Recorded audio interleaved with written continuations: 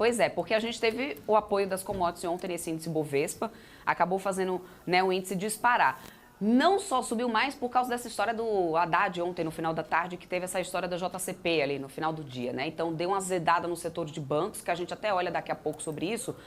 Mas ainda assim, o Ibov fechou bem pra caramba, chegando, né, a passar dos 121 mil pontos e sustentando, Gug. E aí eu queria duas análises suas, duas análises, tá? Tanto, primeiro, qual seria o novo topo que a gente iria buscar no Ibovespa agora, depois que a gente conseguiu romper essa barreira ali dos 120, que estava difícil, era uma barreira importante. Qual que é o novo topo agora que a gente busca? Segundo, né, seria o comportamento, qual que é a leitura que você faz, qual que é o recado que a gente pode ter desse comportamento do mercado nesse volume tão baixo. Eu venho percebendo, viu, Guga, desde a semana passada, até já perguntei a outros analistas aqui sobre isso.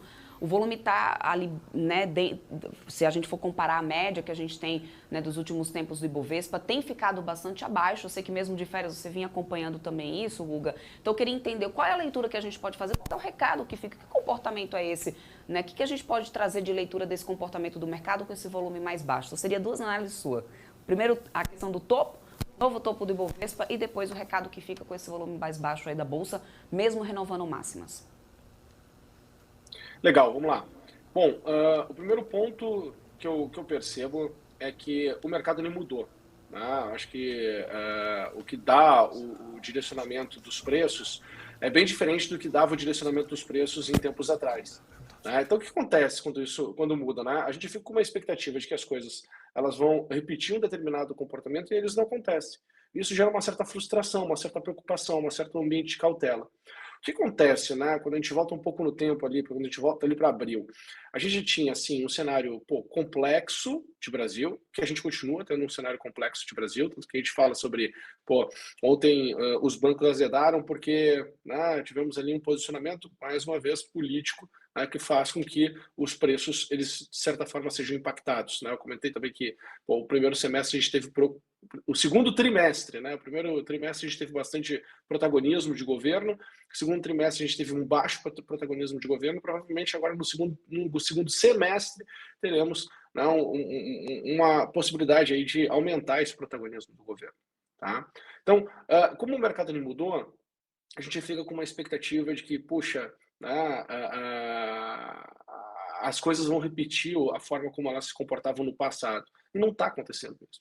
Não, o mercado está criando outras dinâmicas, novas dinâmicas. E isso se dá, né, muito em função da informação disponível para todo mundo. Então é normal que essa nova dinâmica, né, traga movimentos mais intensos, mais fortes, né, e seja mais difícil de tomar risco, porque mudou a forma de se tomar risco. Tá?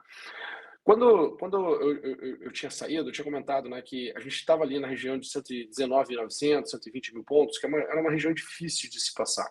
E quando a gente olha para esse movimento que aconteceu nesta região, quando a gente olha para cá, a gente teve o quê? Duas etapas de correção, duas etapas de queda. Então, a primeira etapa de queda aconteceu, né, no período aqui do dia 21 de 6, né, 21 de junho, e durou, né, até ali a abertura do dia 29 de junho.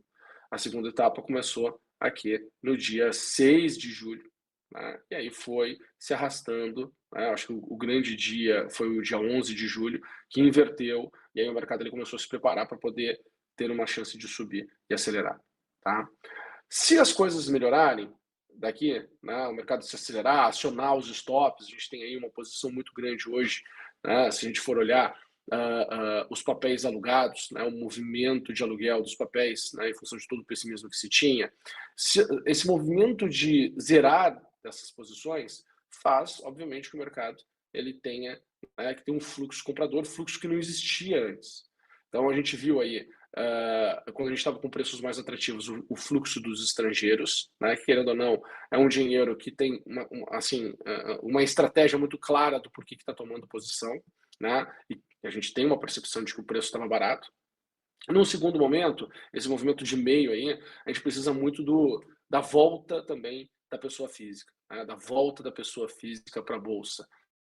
E aí a gente espera, né, que a volta das pessoas físicas para a bolsa venha junto com um estímulo, né, de redução de juros ou algo do tipo, né? Então isso poderia trazer sim um movimento mais intenso por parte da pessoa física, né? Porque a pessoa física quer o quê? Né? Rentabilizar o seu capital, né? Em cima do valor dos ativos, né? É muito difícil a gente ter aqui, assim, a grande massa das pessoas que investem na bolsa, elas não têm capital suficiente para poder viver de dividendos, por exemplo, né? Então, o estímulo delas é poder ter um upside em cima do preço das ações, né? Porque é o perfil da grande massa, tá? E se esse fluxo começar a aumentar, eu acho que a gente tem chance aqui de correr, né, quem sabe, né, para um patamar ali, quem sabe, de 130 mil pontos. Tá? E aí isso faria uma nova máxima histórica na nossa bolsa. Vai acontecer? Não sei. Tá? Não sei. Acho que a gente perdeu muita força nesse movimento aí dos 120 mil pontos, e aí é meio desafiador, né, a gente olhar assim para esse nível de 130 mil pontos já. Tá? Acho que o rally mais curtinho, quem sabe até 126. Ô Guga, aproveitando que você falou a questão da questão da alocação, bem-vindo de volta em primeiro lugar, né? Bom ter você de volta aqui. Você citou da alocação de papéis, a gente viu esse movimento, eu lembro com o Magazine Luiza, né? Que começaram a alocar papéis da Magazine Luiza, ela foi subindo, o pessoal tinha que recomprar, o papel só explodiu. Esse movimento sim acontece bastante, né? Acontece algumas vezes, mas quando acontece é pancada. E aí você falando da Magazine Luiza, ela está naquela questão do entrando no desenrola, as varejistas, né? Antecipando também, ou pegando carona nesse movimento do governo. Que é aquela história, né? O seguinte, ó, vai receber do banco, ao invés de pagar do banco, paga para mim primeiro também. Você acha que isso pode trazer um fluxo de caixa dessas varejistas, como Magazine Luiza, Renner, e que ia aproveitar que você desse uma olhada no gráfico dessas companhias aí para ver como elas estão agora? Perfeito, perfeito. Olha, eu acho que para falar aí sobre os dados fundamentalistas, ninguém melhor do que o Alex para poder puxar esse assunto conosco, né? Obviamente que o mercado, né, ele vai criar uma expectativa futura aí de que sim, né? De que, querendo ou não, as pessoas físicas tendo mais dinheiro, né, de alguma maneira elas vão poder gastar mais. Só que aquele, né, não eu acho que o governo tinha que investir melhor e diminuir gastos, né, e olhar para o mundo melhorando aqui no Brasil com aumento de investimento e diminuição de gastos, né, e o juro está ali nesse patamar por um problema, que é o problema inflacionário, né? A gente via lá no passado lá que toda vez que se mudava algo na época do Bolsa Família, né, a pressão inflacionária do próprio Bolsa Família era muito grande, porque a economia ela não era desenvolvida o suficiente, né, e isso gerava um problema. Então, assim, para mim é muito complexo, né, eu investir olhando para esse ângulo assim, especificamente, né? Eu gosto muito mais de olhar aqui para o comportamento do preço, porque meio que me simplifica esses N vieses que acabam gerando, né, por exemplo, na minha cabeça, quando eu puxo muitas informações fundamentalistas num mercado que está cada vez mais dinâmico, né? Cada vez mais dinâmico, cada vez mais rápido. Então, o mercado ele muda de opinião, né? Ele muda de viés muito rápido, com qualquer expectativa contrária.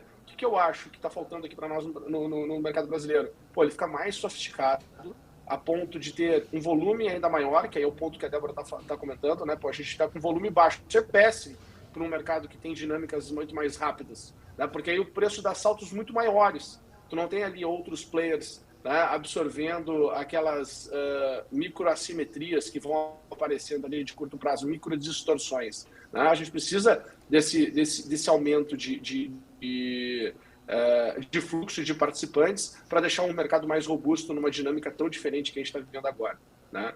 Agora, olhando para o gráfico, já que a gente falou aqui de Magazine Luiza, o que a gente está fazendo aqui na Magazine Luiza? Né? Olha o preço aqui, aquele movimento que nós tivemos ali no final do ano passado, né, que foi a última alta forte que nós tivemos de Magazine Luiza, que aconteceu ali até o dia de 26 de janeiro, né, ele não conseguiu superar nem o topo anterior.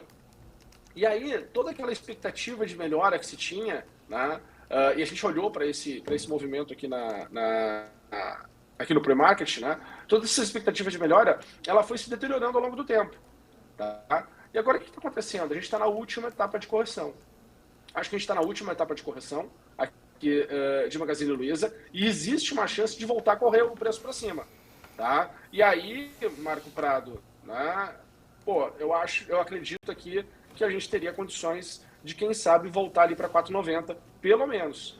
Tá? Então sair aqui dos R$3, voltar para 4,90, se tiver aí um news flow interessante, novamente para a questão do varejo. Tá? E aí eu acho que o Magazine Luiza teria condições de voltar para esse patamar aí de R$5, certo?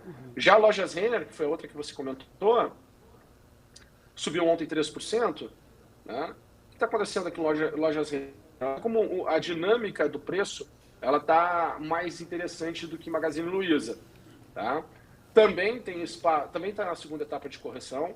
Tá? E o upside que eu enxergo para ela, para não me estender aqui muito, é um upside aqui numa volta de alta, de pelo menos voltar para 25,50.